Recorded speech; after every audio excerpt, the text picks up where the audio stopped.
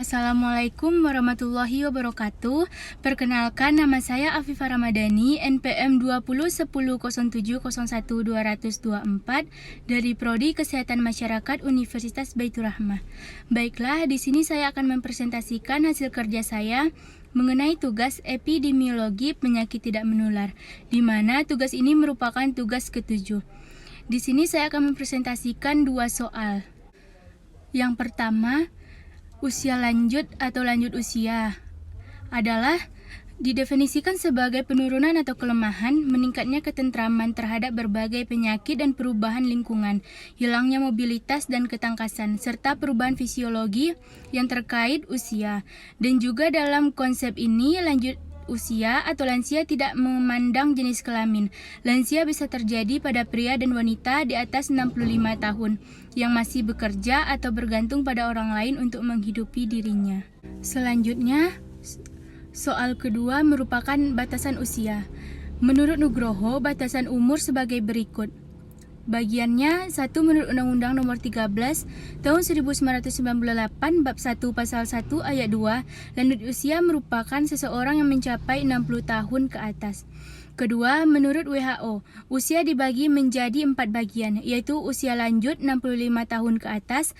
Lansia merupakan tahap usia lanjut dari suatu proses 45 sampai 59 tahun, lanjut usia 60 sampai 74 tahun, lanjut usia tua 75 sampai 90 tahun, dan usia sangat tua di atas 90 tahun.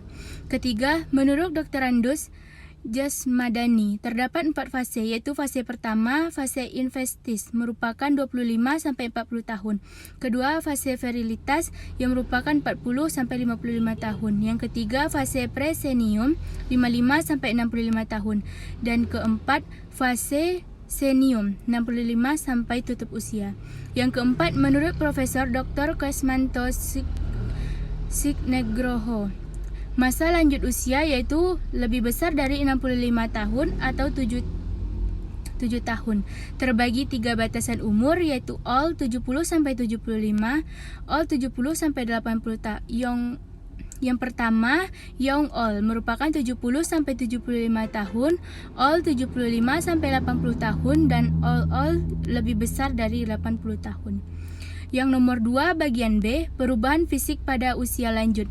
Terjadi pada lansia meliputi perubahan dari tingkat sel sampai sistem penglihatan, kardiovaskuler, sistem pengaturan temperatur suhu tubuh, gastrotensional, respirasi, genitourinary, endokrin, integrumen muskuloskeletal.